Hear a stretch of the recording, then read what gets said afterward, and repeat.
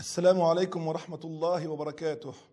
Chers amis téléspectateurs, bienvenue à vous dans une nouvelle émission de notre jeunesse en Europe aujourd'hui. Aujourd'hui, nous allons vivre avec vous, voyager avec vous sur l'un des thèmes les plus pertinents, à savoir les jeunes et leur rapport avec le mariage aujourd'hui en Occident. Nous allons voir avec vous ce que veut dire certains thèmes, à savoir le mariage, az-zawaj. Y a-t-il un mariage religieux en islam? Y a-t-il quelque chose qui s'appelle la Fatiha? Y a-t-il quelque chose qui s'appelle le halal? Nous allons voir avec vous, notamment, comment aujourd'hui une personne, fille ou garçon, femme ou homme, peut-il et peut-elle choisir librement son conjoint avec lequel elle souhaite cohabiter librement. Nous allons voir aussi quelle est la norme juridique du mariage civil aujourd'hui en Occident. Nous allons voir bien sûr avec vous les avantages du mariage religieux et ses désavantages. Nous passerons en revue éventuellement certains sites de rencontres religieuses, citer leur importance et leurs dérives. Nous verrons éventuellement avec vous aussi comment solutionner les différents obstacles, comment les dénouer et comment orienter aujourd'hui notre jeunesse musulmane en Occident à chercher librement à cohabiter dignement et normativement avec son prochain. Pour traiter bien sûr de tous ces thèmes, j'ai l'honneur et l'immense plaisir d'avoir à mes côtés mon cher frère et mes chères sœurs en islam, à commencer par ma sœur Nawal Zin, marhaban bikoum, vous êtes la bienvenue. Avec ma sœur Soumaïa Al-Arafa, soyez la bienvenue. Et avec mon frère Ali, soyez le bienvenu, cher Ali. Et si éventuellement nous démarrions par vous en définissant que veut dire aujourd'hui ces thèmes que l'on entend depuis quelques années, à savoir le mariage religieux ou encore, pour commencer, le halal. Que veut dire ces thèmes aujourd'hui, ces termes plutôt de halal et de fatiha? Barakallahu fikoum. Tout d'abord, je suis très content d'être parmi vous aujourd'hui. Alhamdulillah, ce qu'on entend par halal généralement, c'est ce mariage religieux, c'est-à-dire que c'est un terme qui est très utilisé, largement utilisé en France par les jeunes, qui est connu auprès de beaucoup. Et ça en revient, tous ces termes-là, halal, fatiha, ça revient au mariage religieux. C'est-à-dire sans le mariage civil à la mairie avec les autorités françaises. Très bien. Et à votre avis aujourd'hui, lorsque les jeunes entendent aujourd'hui, tiens, moi je t'invite, j'ai le halal de mon frère. Pour eux, le halal veut-il dire aujourd'hui ce mariage religieux conforme à l'islam ou c'est encore autre chose? Ça en part, ça part de là, de cette définition religieuse qu'on connaît, les quatre conditions et le mariage comme il a été institué islamiquement. Mais malheureusement, c'est un terme qui a pris des dérives. C'est-à-dire qu'aujourd'hui, c'est un terme qui a été pris à la légère. Il est un peu perçu comme étant en opposition avec le mariage civil. C'est-à-dire que c'est une facilité, une formalité qu'on fait juste pour halaliser ou islamiser une relation qu'on aurait débutée dans des critères pas très islamiques. Très bien. Nawal, si je vous posais la question en vous disant aujourd'hui, quel est ou existe-t-il un mariage religieux dans l'islam, oui ou non? Et si oui, quel est son contenu aujourd'hui? En fait, quand on analyse le mariage religieux et le mariage civil, on va se rendre compte, quand je parle de mariage civil, je parle de mariage civil en France, on va se rendre compte qu'il y a beaucoup de similitudes. Et qu'en fait, si on parle en France actuellement de halal, parce que c'est normal, on est des musulmans, on est toujours attachés à notre culture et à notre spiritualité musulmane. Donc cette volonté de chercher le halal. Mais en fait, c'est une légère dérive qui, je pense, wallahu a'lam, qui a été aussi instaurée par rapport à nos frères chrétiens qui ont la différence entre mariage civil et mariage religieux. À l'église, d'accord. À l'église, voilà. Il y a le mariage à l'église et puis il y a le mariage à la mairie. Et le mariage d'ailleurs à la mairie a été instauré après la Révolution française en 1792, justement pour normativer tout ça, pour permettre à ce qu'il y ait d'abord l'État qui gère le mariage. Avant, il y avait le mariage religieux. Et pour permettre justement à la laïcité, on va dire dans son sens large, de permettre à toutes les religions, on a quelque chose de normatif, de général pour toutes les religions, et ensuite, chaque personne, chaque individu appartenant à une spiritualité spécifique fera son mariage comme elle le veut. Très bien. Mais aujourd'hui, excusez-moi de vous couper, aujourd'hui, lorsque les jeunes disent halal, pour eux, c'est quoi? C'est se marier légitimement, légalement en islam? alors, justement, j'y arrivais. Le mariage, en fait, ce qu'on dit, en fait, le halal, faire le halal. Hein. On met un mot en français. C'est ce qu'on utilise d'ailleurs, voilà, tout à fait. Un mot en français et puis le halal en arabe. Donc, faire le halal. Mais en fait, si on analyse faire le halal dans sa manière d'être faite, c'est-à-dire qu'on vient, alors avec nos parents, avec notre famille, on ramène un imam qui connaisse tout le Coran ou une partie ou quelques versets de Coran, il va lire quelques versets. On va chercher ici et là d'ailleurs et voilà. qu'on va appeler le frère. Il n'y a pas de souci. Voilà. Et puis qu'est-ce qu'on va faire? C'est juste entre nous en fait. Mais ça, les conditions véritables ne sont pas remplies dans ce mariage parce que certains vont dire, il faut notifier le mariage. Certains vont dire, oui, mais du temps du prophète alayhi salatu wassalam, personne n'écrivait. Mais du temps du prophète alayhi salatu wassalam, la situation était différente. L'écriture était rare. Même le Coran n'était pas, je veux dire, toutes les personnes n'avaient pas un Coran à cette époque. On n'avait pas besoin de le légaliser pour différentes formes et différentes Pourquoi? procédures. Justement, déjà à Médine, tout le monde se connaissait. Quand il y avait un mariage, d'ailleurs, justement, on va rentrer dans les conditions, shurut. C'est ce qu'on voulait savoir justement. Aujourd'hui, une personne, les gens qui nous écoutent aujourd'hui et qui pourraient vous poser la question, vous aujourd'hui en tant qu'enseignante d'études islamiques, en vous disant, mais aujourd'hui, c'est quoi le mariage en islam et quelles sont les conditions qui régissent le mariage en islam? Très bien. Il y a les conditions et les piliers. Alors, confondus avec les 4 écoles de jurisprudence pour ne pas perdre nos téléspectateurs.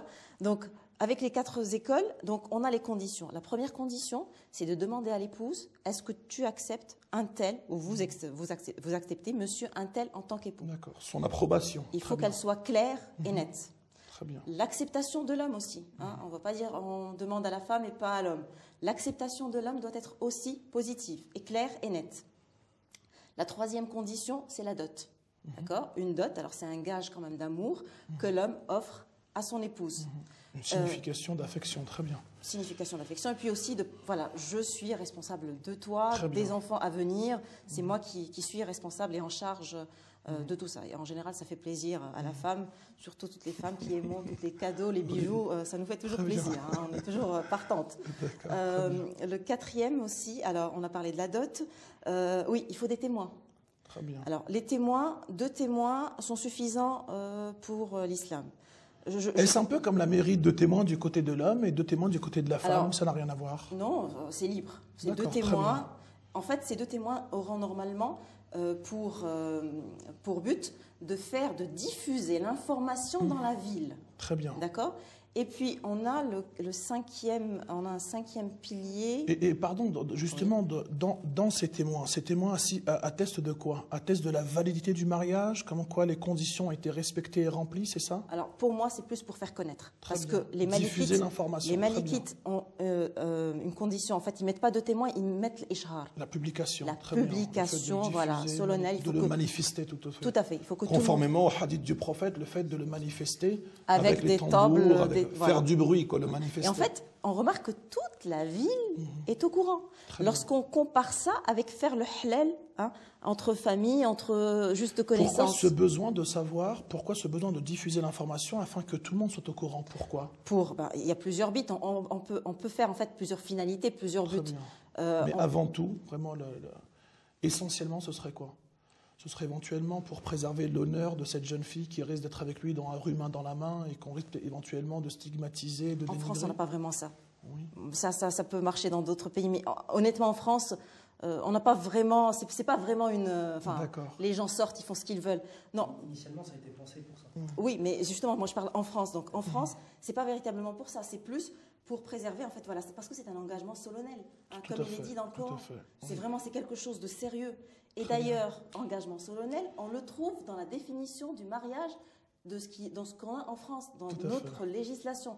C'est un engagement solennel entre un homme et une femme, pour l'instant, hein, et on espère que ça va durer, donc entre un homme et une femme, pour préserver les droits et les devoirs de chacun vis-à-vis de l'autre et des enfants à venir. Parce que c'est une construction. On ne peut pas construire à la légère en disant juste je te donne ma parole.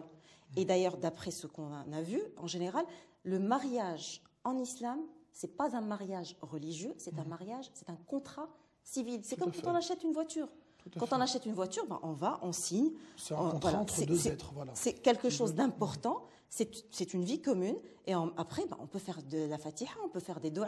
Mais les doigts, ils nous accompagnent tout le temps dans notre vie quotidienne, partout. Voilà, c'est par rapport à ça. Et ces conditions que j'ai présentées tout à l'heure, ils rentrent exactement dans les conditions du mariage à la mairie. Oui, tout à fait. À savoir la présence. L'accord du marié, de la mariée, l'accord du marié, présence de deux témoins. Alors on a tuteur, tout à l'heure je l'avais oublié, mais voilà, vous me le rappelez, merci.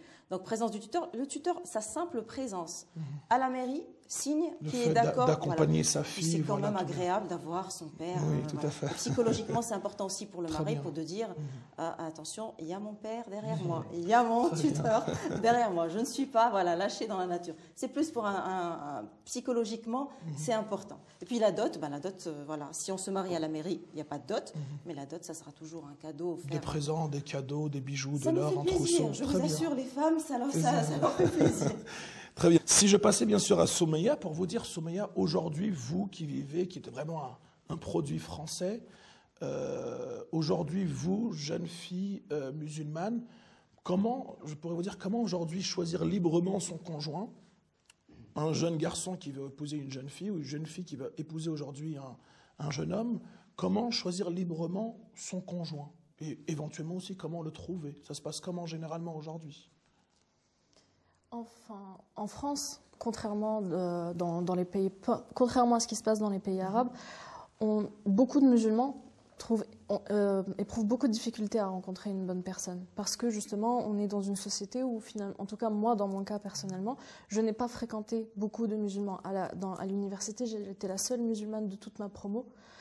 Donc c'est vrai que c'est très difficile. Donc ce qui marche beaucoup, c'est le bouche à oreille. Je connais quelqu'un qui va... Voilà. Après, par contre, ce que je trouve qui est très important, quand vous dites choisir librement, moi, ce que j'ai remarqué, le problème, c'est que quand la fille décide de choisir librement sans consulter ses parents avant, ça finit très souvent mal.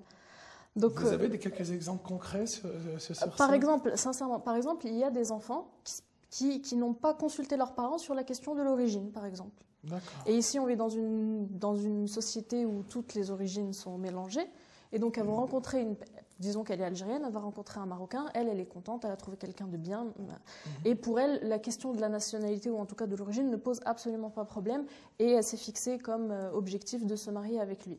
Et par la suite, elle se rend compte que ses parents, finalement, n'étaient pas d'accord et qu'elle n'en avait pas discuté avec eux. Et là, le concept de choisir librement, il devient un peu plus compliqué parce qu'on a l'impression d'être plus vraiment libre de choisir. Voilà. Tout à fait. Pour en revenir justement à ce que disait Nawal tout à l'heure, à parler du mariage civil en islam. On n'appelle pas ça, d'ailleurs, on n'appelle même pas ça un zawaj ou encore un mariage islamique dans la jurisprudence. On parle directement de contrat, de aqd. Aujourd'hui, si l'on devait comparer, si on devait se dire aujourd'hui, les musulmans, lorsqu'ils entendent mariage civil, est-ce que pour eux c'est normal? Je me suis marié légitimement avec, on va dire entre guillemets, islamiquement à la maison. Dois-je quand même passer devant une autorité territoriale pour légaliser et normaliser mon mariage ou non? Est-ce pour eux important ou non? Si vous permettez, je voulais rebondir sur ce qu'elle disait la sœur Soumeya. C'est qu'aujourd'hui, on vit une certaine crise. On a un certain nombre de frères et de sœurs jeunes qui cherchent à se marier et on n'a pas les ponts pour créer des contacts. On n'a pas des ponts corrects, islamiques, pour créer des contacts parce qu'on a perdu cette ancienne tradition.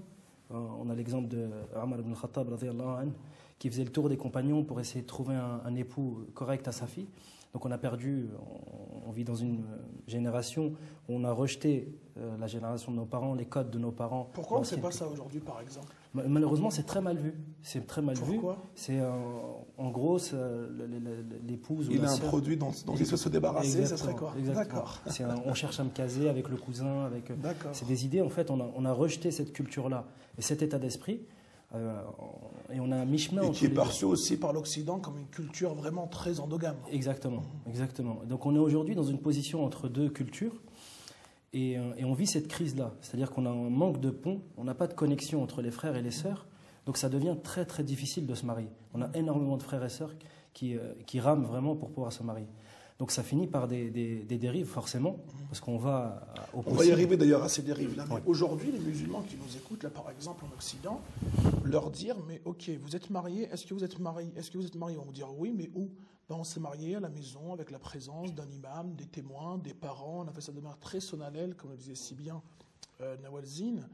Maintenant, les jeunes musulmans aujourd'hui, la masse, on va dire, lorsque vous leur dites très bien, vous êtes mariés légitimement chez Dieu, vous devez quand même normaliser, légaliser votre mariage en passant par la mairie.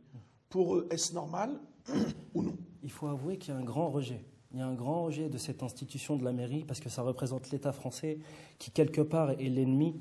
Donc on a un grand rejet de ce contrat auprès de la mairie. C'est-à-dire qu'on a énormément de frères et de sœurs qui refusent de passer devant la mairie. Et pourquoi? Mais c'est ça, c'est vraiment beaucoup, c'est vraiment une partie de la communauté uniquement? De ma propre expérience, j'en vois beaucoup. J'en vois beaucoup, même si aujourd'hui on a des fatwas qui vont dans le sens inverse, qui imposent la mairie. Et on a un certain nombre d'imams, de plus en plus, alhamdulillah, qui imposent de prendre une date à la mairie ou de passer à la mairie avant de faire le mariage religieux. Parce qu'on a eu des dérives et on a les droits de la femme qui ne sont pas spécialement préservés. Très bien, très bien. Et oui, allez-y, Soumaïa.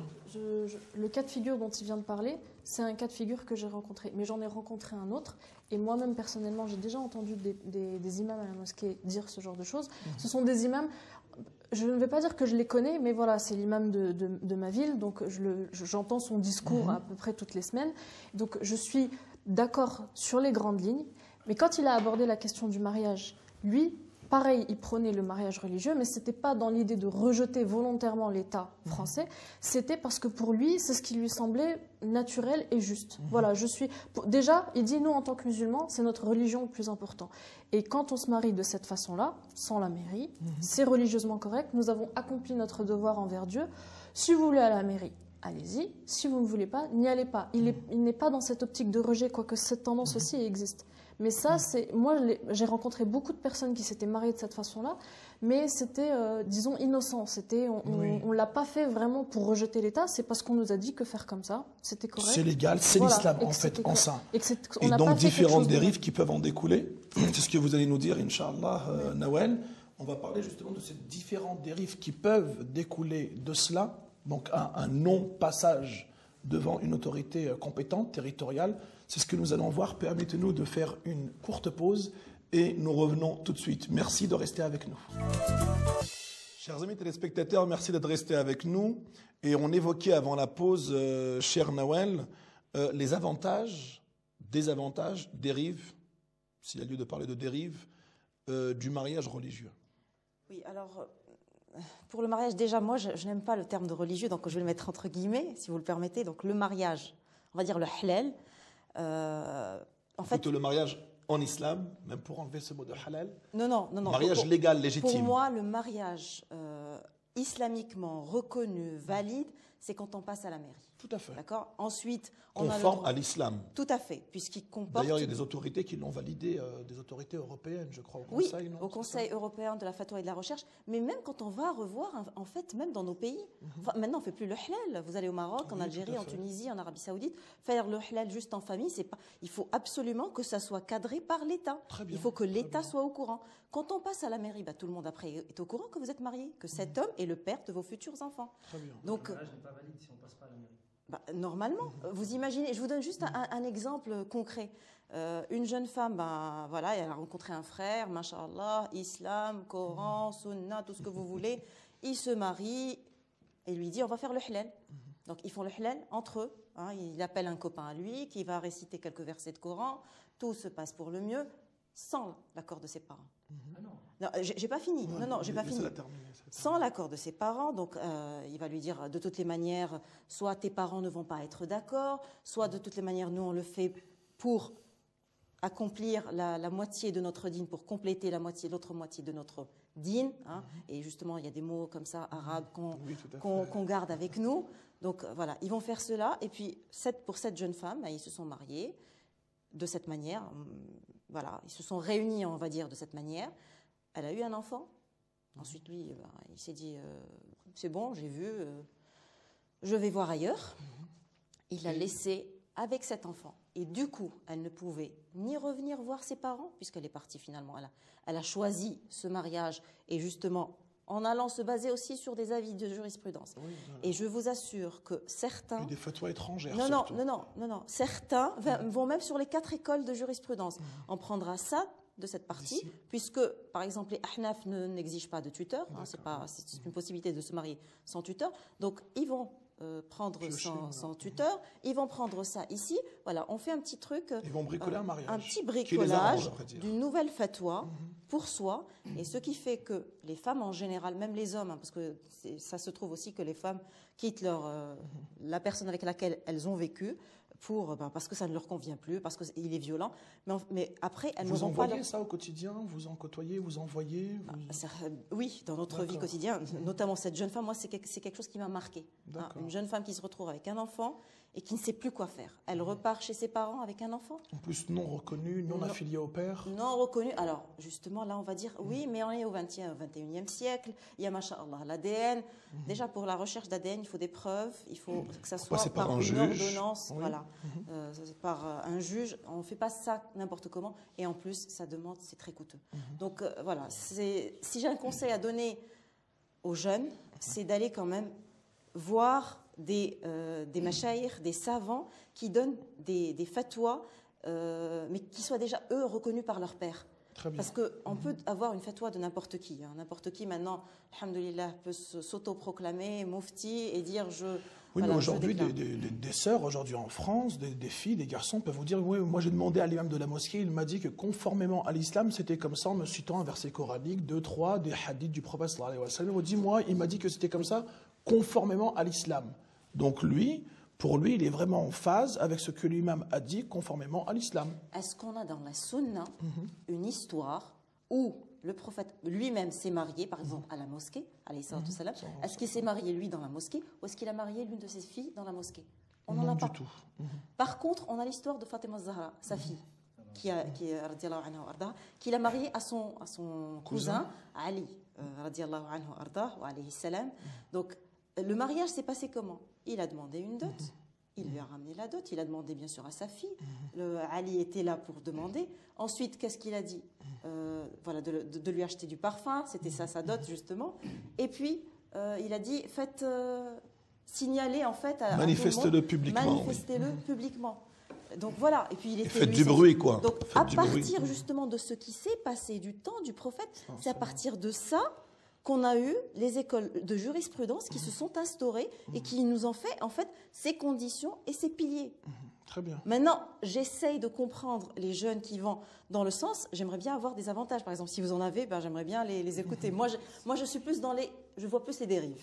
Très bien. On va parler éventuellement si nous avons des avantages concrets, palpables aujourd'hui. Très bien. C'est pourquoi nous devons aujourd'hui légaliser ce mariage, le faire de manière islamique, religieuse, on va dire. Et éventuellement, s'il y a des désavantages et des dérives, nous les évoquerons juste après. Ali, vous vouliez dire? Juste un point en complément. Vous parlez quand même d'un cas extrême. Cette sœur qui s'est mariée, le père qui part, c'est pas le cas le plus répandu. Mais elle vous dit qu'il y en a quand même beaucoup et elle en côtoie. Elle voit ça. Sans forcément qu'il y ait d'enfants. Hein. D'accord. Il s'enlace et il part. D'accord. Franchement, il y en a beaucoup et elle n'ose pas le dire. C'est quand même un extrême. C'est un extrême. De mon point de vue, c'est pas. Et certains hommes pourraient vous dire éventuellement Nawel et Somaïa, de toute façon, je ne risque rien. Nous ne sommes pas mariés devant la loi. Donc c'est déjà un avantage pour eux, des avantages pour elles. Et la notion de mithaq ghalid, engagement solennel, c'est pas juste une parole entre deux personnes. Non, on est d'accord. Ce nana est lourde de responsabilités. C'est responsabilité, c'est engagement. Bon, alors, avantage de Ali, éventuellement désavantages et dérives des sœurs. Je peux répondre à ça en vous disant que l'engagement devant Allah Azza wa Jal, avec les 4 conditions, c'est déjà un engagement assez lourd. Donc celui qui le prend comme engagement lourd, qui respecte le verset, il est dans ce cas de figure. Donc vous parlez, à mon avis, d'un cas extrême. On peut recommander, bien sûr, moi je le recommande, je suis passé à la mairie moi-même, et je recommande de passer à la mairie. Mais de là à dire que le mariage sans la mairie, il n'est pas valide on est obligé de passer devant la mairie pour valider le mariage, je trouve que Je ça... peux vous poser une question. Oui. Est-ce que tout le monde est au courant de ce mariage? Tout le monde? Oui. Le monde entier, non? Ah non, Ah non. À la mairie non plus. Non, alors moi justement. Quoi, au Japon, ils sont au courant? Non, non, ah non, mais attendez, si vous voyagez, Oui. hein, Internet, on peut tout de suite trouver le nom de votre femme, même de vos enfants. Hein. C'est de ça que je parle. C'est-à-dire que lorsqu'on est marié, hein, enregistré dans notre État, tout le monde peut savoir que vous êtes marié. Maintenant, c'est la publication des bancs à l'avant. Donc tout le monde, en fait, le monde entier est peut-être au courant. Quand je dis peut-être au courant, vous n'allez pas bien sûr prendre une...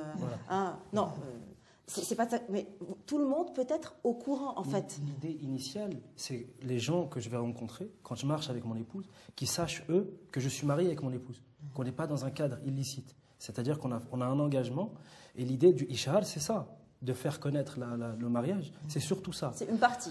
C'est une partie, tout à fait. Je pense que c'est une partie, tout à fait. Oui, allez-y. Pour moi, c'est une partie, wallahu a'lam, parce que ce qui est important aussi, c'est les droits. Les droits et les devoirs de la femme, et les droits aussi et devoirs du conjoint, et les droits aussi de la succession. Imaginez que cet homme, par exemple, il décède. Il a une grosse fortune. Donc sans la mairie, il n'est pas valide. Ah bah sans la mairie, elle peut rien prendre. Islamiquement. Non, je ne... Voilà, c'est le raccourci que... Demain, vous allez passer par un notaire, ne reconnaît pas cela. Donc imaginez, alors la femme, par exemple, une femme qui n'a pas travaillé, d'accord? Son mari, machallah, il travaille. Son mari, on va dire, son mari parle halal, d'accord? Comme ça, on va pas se fâcher avec des personnes qui reconnaissent ça. Donc son mari parle halal, d'accord? Il travaille, il a une bonne situation, ils ont des enfants, d'accord? Il décède par la suite. Elle fait comment pour reconnaître ses droits?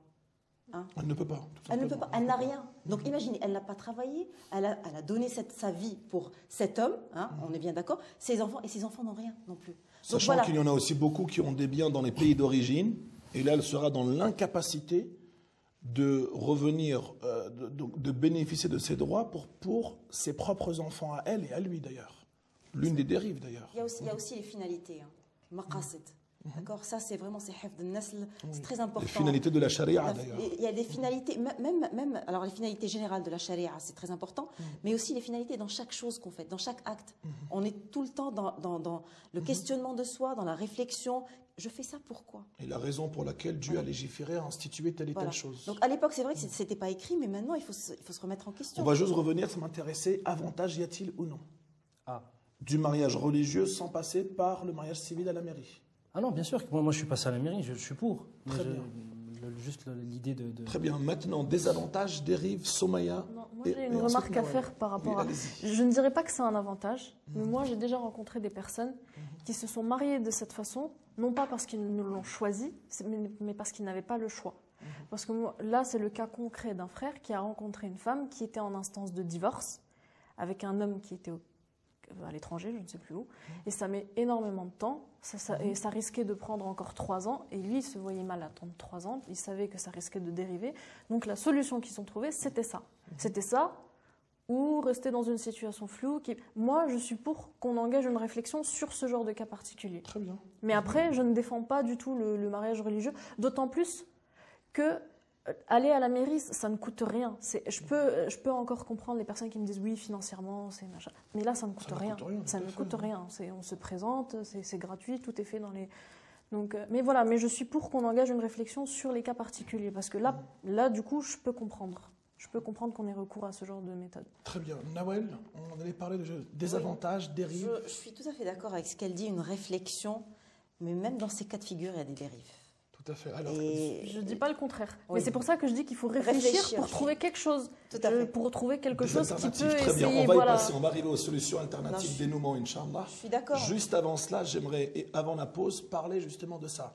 Y a-t-il des désagréments, des désavantages, des inconvénients à faire ce mariage entre nous, islamiques traditionnels, sans un passage à la mairie? Ah oui, pour moi, oui. 2-3 choses rapidement. Là, ce qu'on a évoqué tout à l'heure pour justement les droits de succession, les droits de la femme, voilà, il n'y a rien en fait qui prouve que la femme est mariée réellement. On ne va pas dire non, c'est devant Dieu.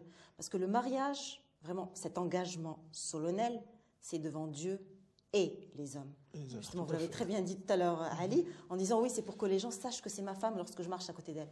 Donc c'est devant les hommes. Oui, c'est l'une des raisons, Voilà. tout à fait. Donc, Dieu, oui, On est d'accord, on est tous sous Dieu, et même d'ailleurs, même pour l'amour, hein, on doit aussi penser à hiérarchiser notre amour. Il y a Allah Azza wa Jal, subhanahu wa ta'ala. Ensuite, il y a le prophète alayhi salatu wa salam. Ensuite, chacun mettra en fait dans cette succession. Après, il y a les enfants, bien sûr. Voilà, il y a les parents, il y a le conjoint, mais chacun le fait dans son cœur. Mais voilà, c'est Dieu, oui, mais l'engagement solennel, il est pris devant Dieu, mais devant aussi les hommes. Les hommes sont nos témoins. Hein.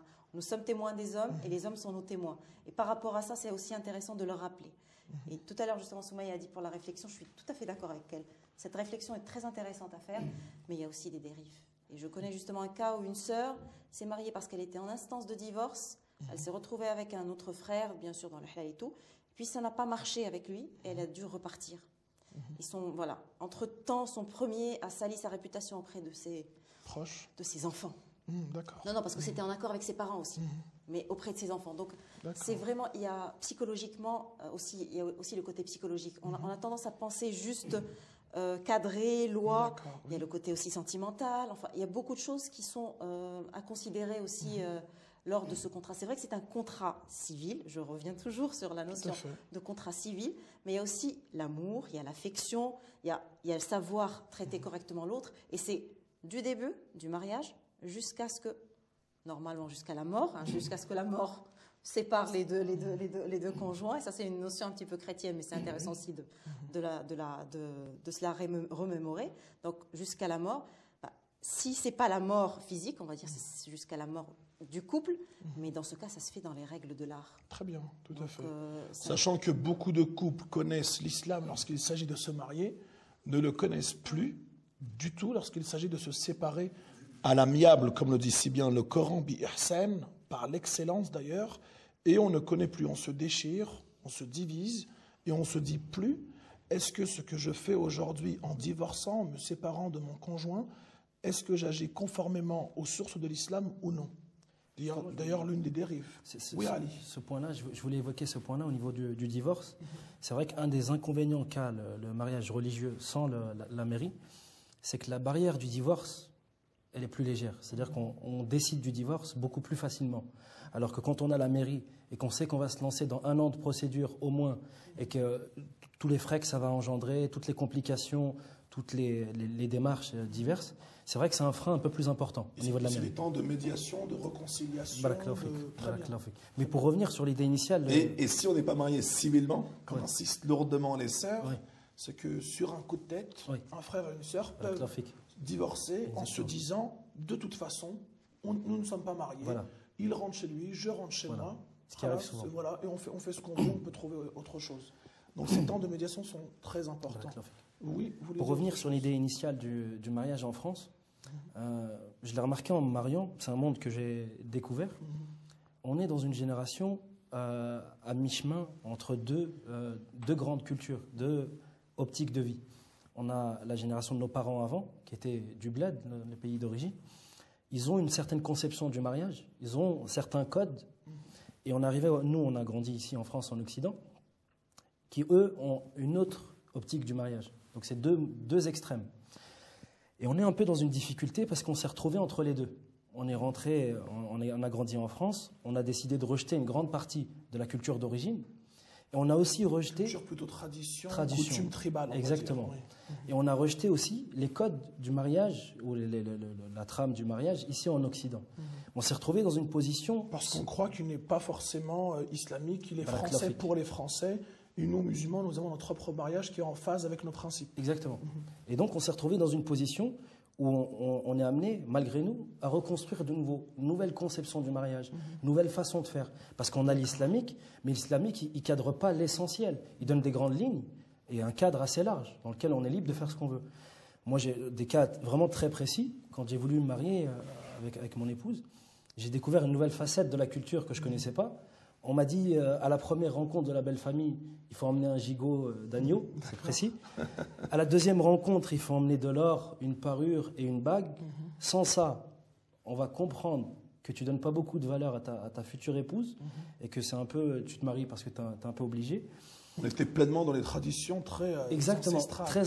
Exactement. Donc j'ai décidé de rejeter ça. On a rejeté aussi le côté occidentale, c'est-à-dire les excès de l'autre côté.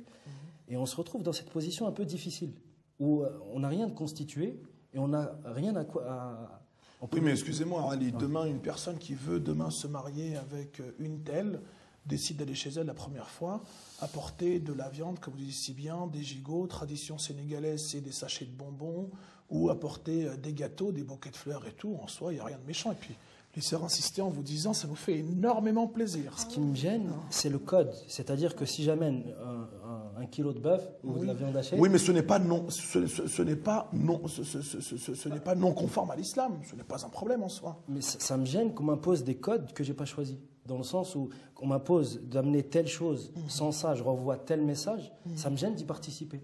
Ou alors, c'est pas islamique. S'il veut apporter, alhamdoulilah, mais s'il peut pas ou ne si veut pas. Mais déjà, sans qu'on vous l'impose, vous auriez quand même fait le geste de pas venir les mains vides quand même. Vous venez quand même pour quelque chose d'important. Exactement, mais j'ai donné des exemples précis pour concrétiser, pour imager le propos. Mais c'est toute une série de codes comme ça. C'est-à-dire qu'on a la famille ou la belle famille qui arrive chez le couple le lendemain avec un certain plat. Ensuite, il faut les prendre en charge. C'est-à-dire tout est en... On va revenir. C'est très intéressant ce que vous dites. On va juste revenir pour parler justement des dérives qui sont très importantes. Dérives justement à mettre en garde pour que la jeunesse ne baigne pas dans ces dérives. D'autres cas concrets que vous avez éventuellement de ces dérives-là? De la jeunesse aujourd'hui. Tout à fait, de la jeunesse aujourd'hui. Qui accepte ou non ce mariage, l'accepter ou non, et en l'acceptant ou non ce mariage islamique, et en rejetant ce mariage civil, quels sont aussi les désagréments.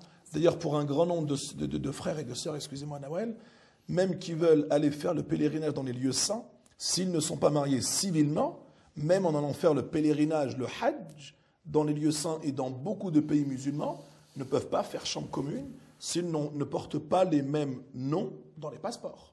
C'est déjà aussi une dérive et un grand désagrément pour deux époux qui veulent, ensemble, main dans la main, effectuer le pèlerinage.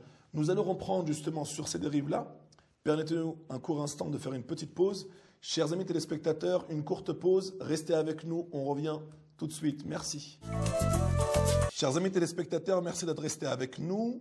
Et pour cette troisième partie, où nous allons surtout évoquer avec vous quelles sont les solutions, les dénouements que nous devons avoir aujourd'hui, proposer, orienter la jeunesse musulmane face bien sûr à ces différentes dérives.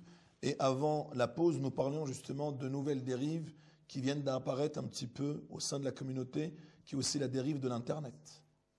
Oui. Ça, c'est né justement de ce qu'on disait en début d'émission, la difficulté de rencontrer une personne. Ça fait que les gens, ils essayent par tous les moyens de rencontrer quelqu'un. Et l'un des moyens qui existent, ce sont les sites de rencontres par Internet. La facilité, en fait, oui. C'est vrai, la facilité, mais aussi ça peut être expliqué par un critère géographique. Si de toute façon, dans le cercle dans lequel on vit, il n'y a personne, il y a beaucoup de musulmans en province qui vont vous dire, moi là où je suis, il n'y a pas de mosquée, il n'y a pas de musulmans, il n'y a pas de rencontre, il n'y a pas d'institut. Et puis il y a une question de critères. Il y a des gens qui se disent, bon, j'ai pas envie de me casser la tête à aller voir des frères d'affilée. Sur les sites internet, on fait une sorte de des rencontres, présélection. Voilà, parce que les muqabalat, sincèrement, pour en avoir vécu, souvent il y a des frères et des sœurs, ils sont motivés par une bonne intention, alhamdoulilah, mais du coup ils vous envoient n'importe qui sans avoir pris le temps de connaître vos critères, les siens, etc. Et au bout de 3 minutes, vous vous rendez compte que de toute façon cette personne, ça ne colle pas. Alors qu'avec les sites internet, très souvent, d'après quelques témoignages que j'ai entendus, des fois même au niveau de l'étape de l'inscription, on pose des questions très très pointues sur la pratique.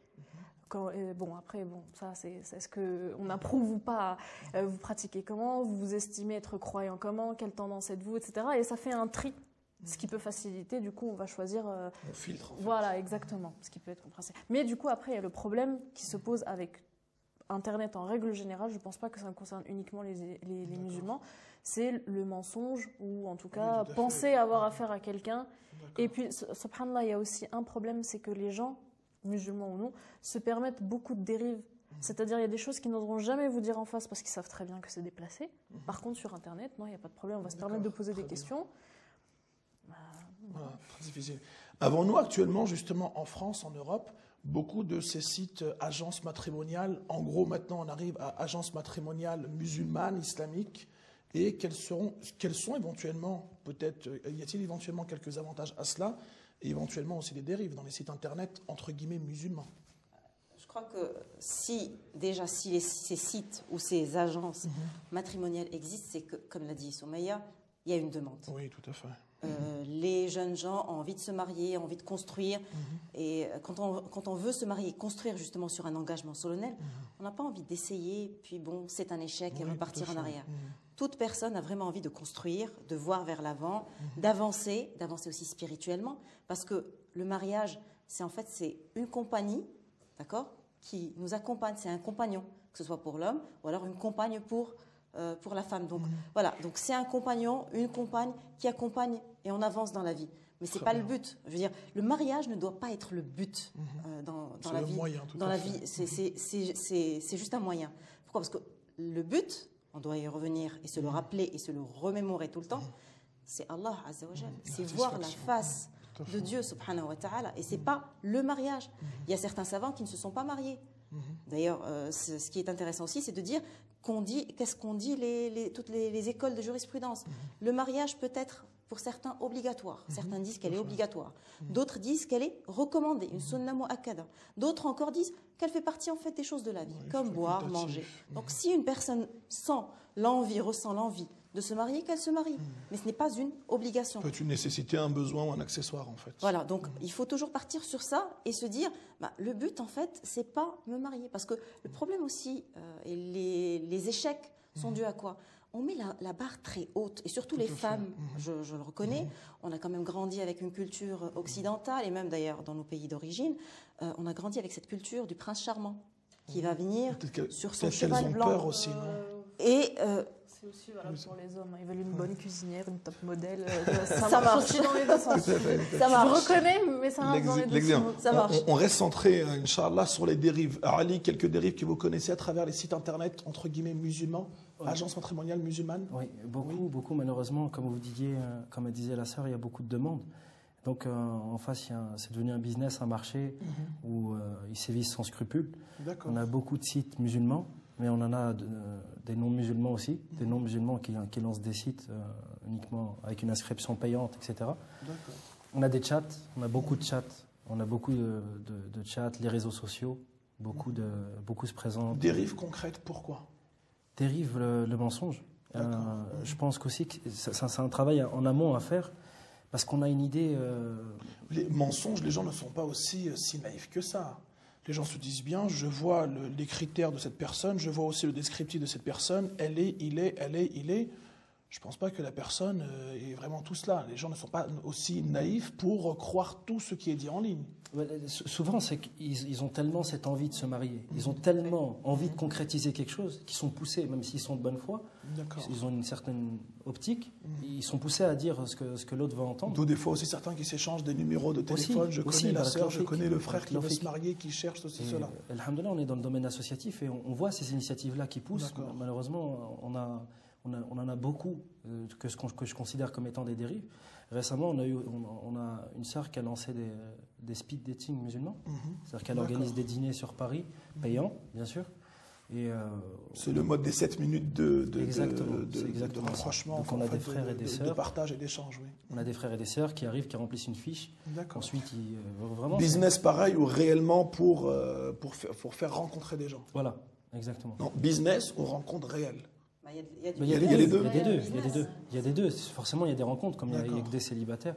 Donc il est possible que... Ma question est, est-ce qu'on fait ça pour faciliter l'échange mutuel entre les musulmans, donc leur donner des alternatives constructives, ou c'est plutôt juste pour en tirer un profit, un business et c'est tout? Connaissant la personne, j'ai l'impression que c'est plus un business. D'accord. C'est plus un business. On est malheureusement dans les dérives. Mais dans tout, de toute façon, c'est tout comme ça. Il y a du bon et il y a du mauvais partout. Il y en a, c'est une bonne intention. En gros, dans tout ce qui est nouveau, c'est pas forcément bon. D'ailleurs, j'aimerais bien savoir, Sœur Nawel, le avant et le après, ou plutôt qu'est-ce qui a changé entre l'ancien mariage qu'ont connu nos parents, nos grands-parents, et ce nouveau mariage, ce nouveau concept de vie de couple aujourd'hui? La vie de couple, tout à l'heure justement, avant de laisser la parole à Ali, je parlais justement on a une vision qui est optimale de, par exemple, les femmes, le mythe du prince, ce que j'appelle le mythe du prince charmant. On a envie d'aimer, on a envie d'être aimé. nos parents n'ont pas forcément... Ouais. La construction, c'est une chose, mais je parle de sentiments. On a peut-être un peu trop lu voilà, les histoires d'amour à l'occidental, hein, Roméo et Juliette, même si, entre nous, Roméo et Juliette n'est pas véritablement un exemple à suivre, puisqu'ils se sont tous les deux suicidés. Alors que la véritable histoire d'amour, hein, de mariage qui a été, je le dis, éternelle, c'est celle quand même du prophète, alayhi salatu wassalam, avec son épouse Khadija. Hein, il l'a aimée durant toute sa vie, et puis il faut se rappeler aussi qu'elle l'a aimée, elle a voulu l'épouser, elle a envoyé son amie Nufaysa qui est partie voir le prophète alayhi salatu wassalam d'une manière très classe. Je veux dire, voilà, le rêve entre nous, c'est ça, et pas les speed dating. Avec tout le respect que je dois pour les personnes qui vont faire un petit peu ça à la va-vite, une sorte de fast-food. En même temps, on est la génération fast-food, hein, on veut tout trop vite et tout de suite. Ou islamiser certaines pratiques occidentales. Oui, mais même, je veux dire, on n'est pas forcément en fait dans... Enfin, c'est comme si on disait, est-ce que manger c'est islamique? Est-ce que... il y a des choses, il y a des concepts, on n'a pas besoin de les islamiser en fait. Non, quand je dis islamiser, c'est vraiment faire un copier-coller dans ce qui existe et y ajouter un petit côté islamique. Oui, mais est-ce que c'est normal de le faire? Moi, c'est la question. C'est la question que je vous pose. Est-ce que c'est normal de le faire? Pour moi, non. Non. Voilà, ce qui est islamique, purement islamique, pour moi, c'est faire la salat, les piliers de l'islam, rendre service aux gens. Je vais même aller plus loin. En fait, notre vie de tous les jours, si on y met l'intention, est islamique. Elle est entièrement islamique. On n'a pas besoin de mettre cette étiquette, de coller. J'ai l'impression qu'on veut absolument revendiquer par une étiquette, voilà, c'est islamique, ceci est islamique. Notre vie, normalement, est adoration. Les valeurs universelles sont islamiques, tout à fait. Et toutes nos valeurs, toute notre vie, lorsqu'on se lève, lorsqu'on boit de l'eau, c'est islamique aussi. Pourquoi ? Parce que je me dis, je bois de l'eau pour être en bonne santé, pour hydrater mon corps, pour adorer Dieu Azza wa Jal. Donc on est toujours, en fait, dans cette adoration. Très bien, Nawal. On revient justement à ce que je vous disais. Qu'est-ce qui a concrètement changé entre les anciens, nos parents, grands-parents, et aujourd'hui, nos familles, nos couples? Qu'est-ce qui a changé entre les deux? Justement, cette vision, tout à l'heure, Ali l'avait évoqué, le fait de dire, nos parents ont eu une tradition, un poids de tradition, et puis nous, on est dans un autre vécu, donc une autre tradition, et on ne sait pas, en fait, on est un petit peu à cheval. On est en train, alors il disait tout à l'heure, on ne sait pas, mais en fait, on est en train de construire. Hein, et je pense que c'est aussi un point positif. On est en train de construire, surtout en Occident, quelque chose qui n'est pas... Construire et expérimenter. Qui n'est pas contraire, justement, aux religions. Tant que quelque chose n'est pas contraire à notre religion, on l'accepte. Donc quelque chose qui n'est pas contraire et qui est occidental, avec nos valeurs religieuses. Et bien sûr, on peut aussi accepter certaines traditions tant qu'elles ne sont pas en contradiction avec notre religion. Nos parents, par exemple, quand on voit nos mères, nos grands-mères, c'est vrai que leurs mariages, pour la majorité, ont duré. Tout à fait. Et on dit, Masha'Allah, c'était des mariages solides. Mais ce qu'on ne se dit pas, c'est, est-ce qu'on se pose la question, est-ce que cette femme était heureuse? Quel prix? En général, voilà, barakallahu fik. Et à quel prix? Est-ce qu'elles étaient heureuses? Est-ce qu'elles étaient épanouies? Là, maintenant, la femme, elle dit non. Si mon mari ne me traite pas sur un pied d'égalité, non, ça ne m'intéresse pas. Donc ça a changé, la vision surtout de la femme. Malheureusement, ce qui a changé, ça a changé en bien ou en mauvais? Pour moi, en bien.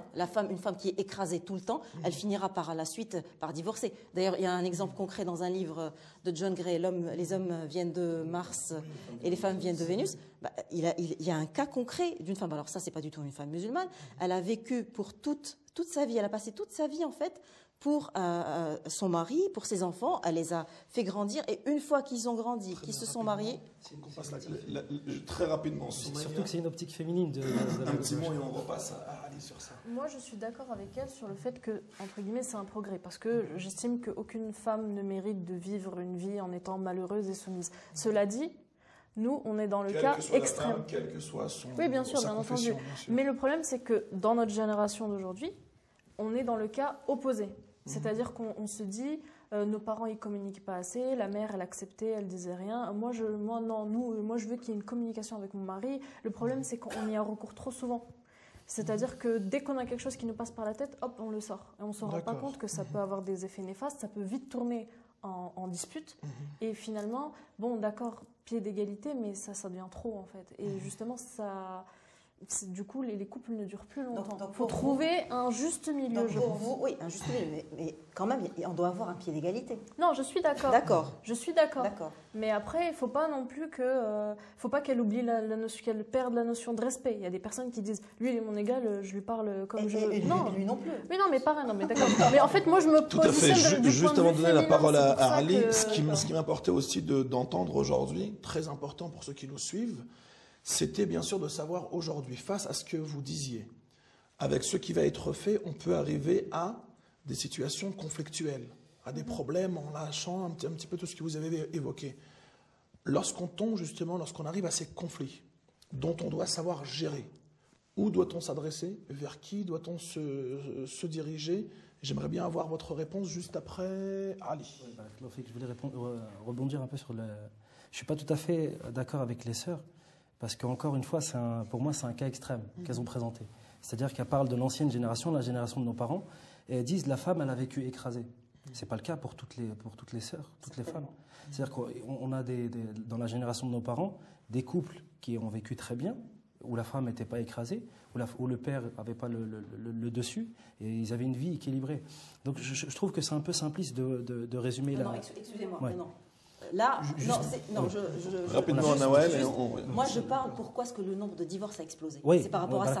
Justement, Pourquoi, mais bien sûr qu'il y a eu des femmes, alhamdoulilah, qui ont été heureuses, épanouies. Ça, on est d'accord. Non, mais ce qui est aussi important, c'est l'environnement dans lequel nous vivons, et c'est surtout notre entourage. Une fois, j'ai entendu une excellente réflexion du Cheikh Shamseddin, qui disait à l'époque de nos mères, de nos grands-mères, lorsqu'il y avait un problème et cette femme allait se plaindre chez ses voisines, dans son entourage, chez sa mère, sa propre mère, sa mère lui disait « mais ça, ce n'est rien. J'ai subi avec ton père des désagréments, dans le but de lui faire comprendre de patiente, construit, échange, partage. » Aujourd'hui, on peut lui dire « bon, écoute, s'il est comme ça, tu peux t'en débarrasser, ou encore à toi, tu peux te débarrasser d'elle, et je connais des gens, je connais des sœurs, tu peux éventuellement oublier ça, cela veut dire que ne gâche pas ta vie, oublie ça et construis quelque chose d'authentique avec autrui. » Donc il y a aussi l'entourage qui fait que... Aussi, surtout. Moi, je suis d'accord avec la sœur quand elle dit qu'on est passé d'un extrême à un autre extrême, mais pour moi, le changement aujourd'hui, il ne va pas vers le bien, c'est un désastre. Ce qu'on vit aujourd'hui, c'est réellement un désastre. Parce qu'avant, on avait une société, à leur époque, à eux, à nos parents, on avait une société où la famille avait une réelle valeur. C'est-à-dire qu'on se mariait pour constituer une famille, un patrimoine, et c'était un honneur. C'était une jouissance de pouvoir constituer ce patrimoine, cette famille, être le père d'enfants, ou avoir une famille complète. C'était le sens du mariage avant. Aujourd'hui, c'est une vision égoïste qu'on a du mariage. C'est-à-dire, je vais prendre celui qui me convient, le conjoint. Rapidement, ce qu'on doit passer au conflit. Très rapidement, Ali. Pour moi, on a perdu nos valeurs. On a perdu nos valeurs. On est passé aujourd'hui à un mariage consumériste, on est passé à un mariage égoïste, individualiste, et c'est pour ça qu'on en arrive à ces... Très bien, nous passons rapidement en quelques mots. Aujourd'hui, s'il y a des conflits, et il y en a malheureusement, il y en aura toujours, conflits conjugaux, problèmes conjugaux, où se diriger, à qui s'adresser aujourd'hui en Occident, singulièrement en France aujourd'hui. La base dans la religion, c'est hakamun min ahli, hakamun min ahli. Très bien. Une personne de sa famille. Un arbitre de part et d'autre. Une personne de sa famille à elle, une personne de sa famille à... Dans le but de venir... une certaine médiation et essayer de réconcilier. Parce que le mariage, comme on l'a vu au début, c'est vraiment un engagement solennel. Très bien, ça c'est conforme à la religion. Maintenant, vers qui se diriger, où s'adresser aujourd'hui? Nos institutions. Aujourd'hui, les gens qui nous écoutent disent très bien, c'est islamique, c'est conforme au texte coranique. Vers qui s'orienter aujourd'hui en France? En France, on a des médiateurs familiaux. Où pouvons-nous les trouver, ces médiateurs familiaux? Dans des associations, les associations musulmanes, les mosquées de quartier, il faut savoir aussi s'adresser à... Donc aujourd'hui, lorsque vous avez des jeunes filles, des jeunes garçons qui viennent vous voir en vous disant vers qui m'orienter... Moi, j'ai des médiateurs vers lesquels vous les je les orientez oriente. vers les grandes institutions, peuvent les contacter. Tout à fait. Et trouver éventuellement des Il y a des conseils médiateurs en qui ligne sont de sur très bien place. formés, qui ont un savoir et qui arrivent justement à gérer ces conflits, y compris dans le choix du conjoint. Tout à l'heure, Soumaïa l'avait dit. Par exemple, j'ai un cas récemment, c'est une jeune maghrébine qui veut épouser un Africain d'Afrique noire et ses parents sont contre. Et pourtant, ils sont musulmans, profondément musulmans, et ils vont très loin jusqu'à lui dire on sait que ce qu'on fait est contraire à la religion musulmane, mais il est hors de question que tu épouses un non maghrébins du pays. Je ne veux pas citer le pays pour ne pas, parce qu'elle peut nous voir par la suite, mais il faut qu'ils soient absolument du même pays. Voilà. L'autre pays, non, c'est pas. Pourquoi cela? Réellement, pourquoi cela? C'est les gens, c'est la famille? Alors, je pense que c'est une crainte de la part des parents, la crainte de s'éloigner de ses propres traditions, de voir ses petits-enfants ne pas avoir la tradition, sa tradition à soi. Je pense que c'est une crainte, mais qui n'analyse pas. Hein, justement, le rôle du médiateur, en plus, il y a une formation psychologique, c'est très important. Une crainte condamnable et condamnée par l'islam. Qu'on doit écouter.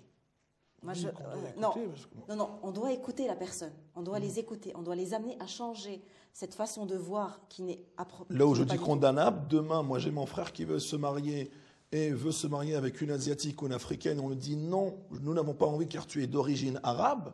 On va les taxer de tous les superlatifs. Non, mais ce principe n'est pas musulman, ça on est d'accord. Oui, très bien. Mais le terme condamnable, j'ai du mal à l'utiliser parce que j'essaye de comprendre ses parents. Très bien. Et parce rapidement, Somaya, un petit mot de conclusion et nous terminons sur ça, Inch'Allah.